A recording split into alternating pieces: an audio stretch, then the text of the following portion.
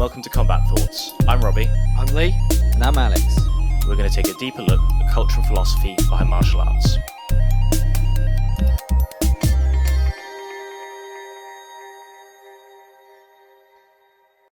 Shane, thanks for coming on. Thanks for taking the time to talk to us. Polaris coming up pretty soon.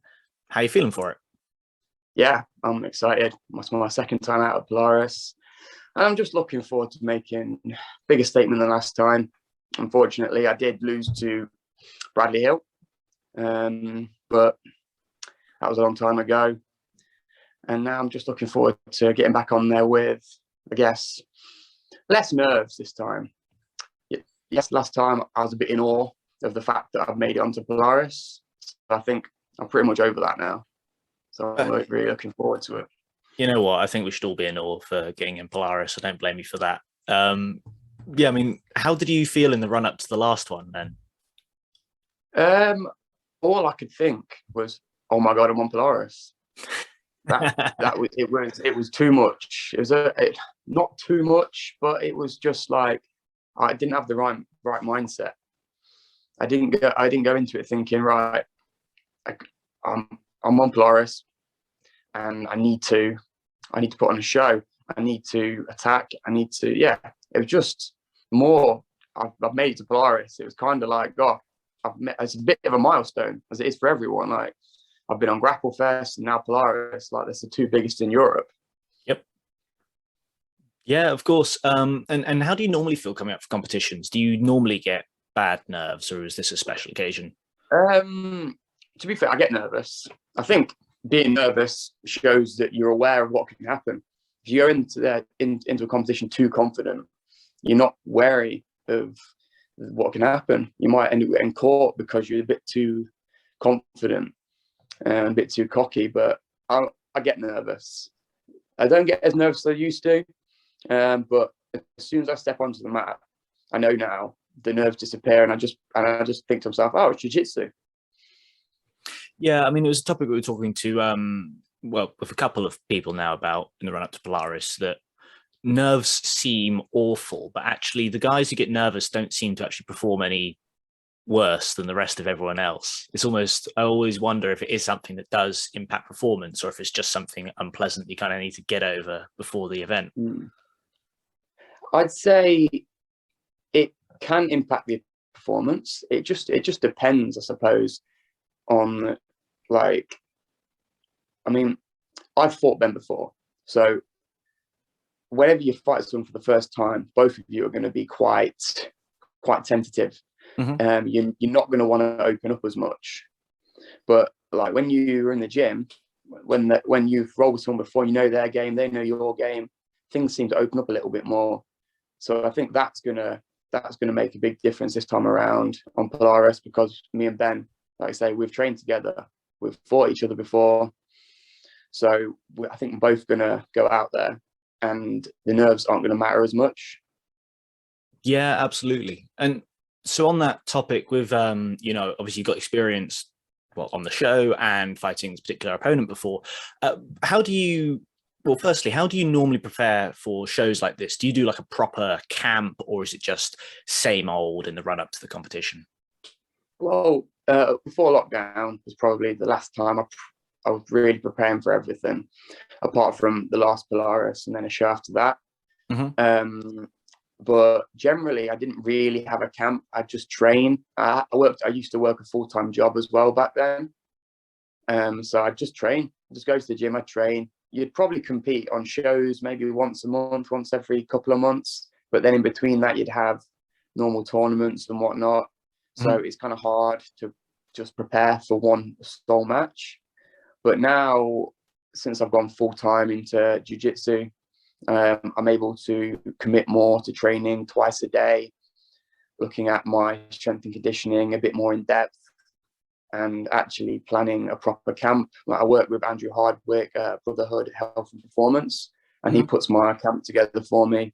So I have specific days where I do specific things, whether that be my lifting or be high days, and low days. But this time around, it's pretty much been more of a camp, because I've been focusing a lot more this time because I've got the time to do it. Yeah, absolutely. And regarding Ben being your opponent, do you put together specific, specific techniques and specific strategies for competing with him, or is it all about, well, do you? No, not really. Like I said, we've trained together before, and we've rolled in the comps before as well. But in jiu-jitsu, you can change your game quite quickly. It's not like I'm going back and looking at MMA footage where he's got particular like patterns in striking and whatnot. But I think with jiu-jitsu, people's games can change quite quickly. So there's no point in like worrying about one technique too much. I know Ben likes his neck attacks. That's one of the things I know he's quite good at. And that's one thing I can be wary of.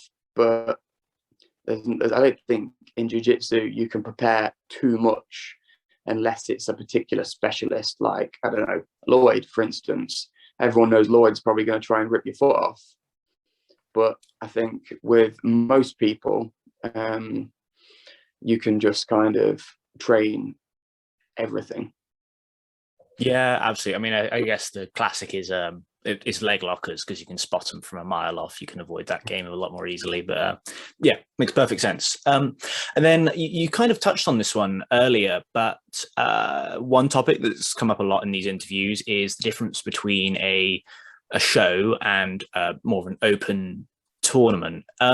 Do you feel like you've got a different style and a different approach to competing on a show versus, say, an open tournament where, I don't know, maybe some people are a bit more prone to playing it safer? Maybe. But like, I guess you get points for bits things, don't you?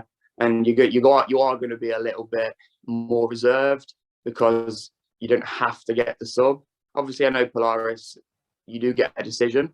Unlike a few shows, like when I fought Ben the first time, it was on role models. So if you didn't get a sub, there was no winner.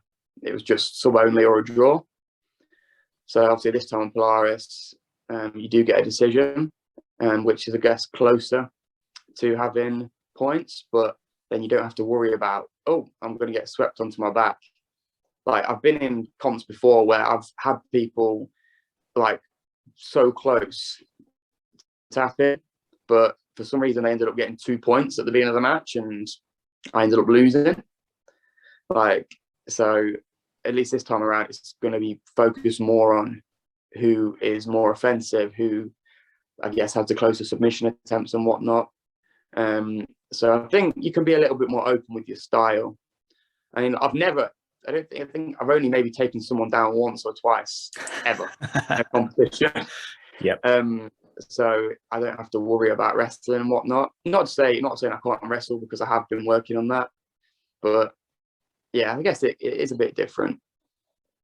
Yeah, absolutely. I mean, I think what happens with a lot of people is that it's not just about whether you're going to win or not just about the point system. But for some people, I think they throw out more flashy shit or make some more rogue choices just to put on more of a performance. Is that kind of where you're going with it, or is it just about getting that win at the end of the day? I think it's a bit of both. You want to get the win, but you don't want to be boring and play it safe. Because if I go out there, I take Ben down and I kind of just pass his guard or move around, or he does the same to me, they're not going to want us back. Yep. You want to be someone who's exciting, someone who's going to get the crowd into the match, who's going to look good on social media, because nowadays social media is quite important. Yeah, I really think that you need to play it a little bit dangerously. You need to take these opportunities if it's there and not worry so much about the consequence. I think definitely. Absolutely. Well, look, we've also got a few quick fire questions we're trying out and running through. I haven't actually watched the Ben Hill interview, so I don't know if my colleague ran through all of the same ones, but he may have done. So if you just let me get them up and we'll run through them. Cool. Where have we got them? Here we are. All right. Probably know this one. Gi or no gi? No gi. Yeah. Favorite athlete of all time? Oh. Oh, and for these, obviously not the gi and no gi one, but for these, doesn't need to be jiu-jitsu if you've got another interesting one. I don't really have a favorite athlete, I don't think. Okay. To be honest. Yeah. There's no like I like watching jiu-jitsu. I don't particularly like other sports. I used to, but yeah, no. I can't. Nothing. No one comes to mind. That's all right. You like the sport. You don't like the individual. Well, no, you don't like the individuals, but I know. Yeah, I get what you mean. Yeah, I just like exciting people. Like, yeah, I guess Gary Tonon's got to be up there. Yeah, of course. Yeah, classic choice. 3 favorite films or books or TV shows or some other story or something like that. Favorite TV show's got to be Peep Show. Good choice. One of my favorite films is American History X.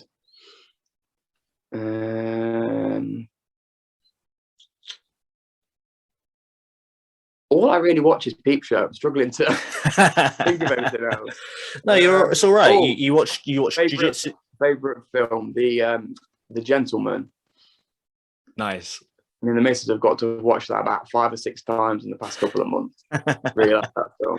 Nice. Well, I was just going to say, it's all right. You like jiu-jitsu and Peep Show, and that's all you watch. So, yeah. Dead or alive, who would you most like to meet?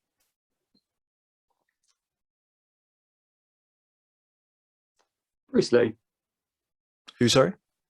Bruce Lee. Oh, Bruce Lee. Yeah, you've got to pick a dead one because otherwise you could just go and meet them anyway. I've always been a fan of Bruce Lee. He's a classic for martial artists. The number of people we interview on this who say Bruce Lee got them into the sport, into the martial arts in the first place. He's so influential. Yeah, of course, it's a good choice. And then last bit, what are you most scared of? What am I most scared of? I think I'm claustrophobic, I've worked out. So yeah, don't put me in a small box and sit on the box. Does that not come up in jiu-jitsu, sparring a big guy or something like that? Yeah, it does. But I've managed to work through that. I have. It's actually something that used to cause me problems with big guys in training. And one person who made a big difference in my game is Neil Owen. Yep. I tapped when I was a blue belt. I just tapped because he passed my guard and I couldn't do anything. I just gasped out because I was panicking. It was horrible. Yeah, exactly. And I just couldn't breathe. I was like, I've got to get him off me. So I tapped. And I don't care anyone knows that because I don't do it anymore. I'm calm, I'm collected. I don't worry in bad situations anymore.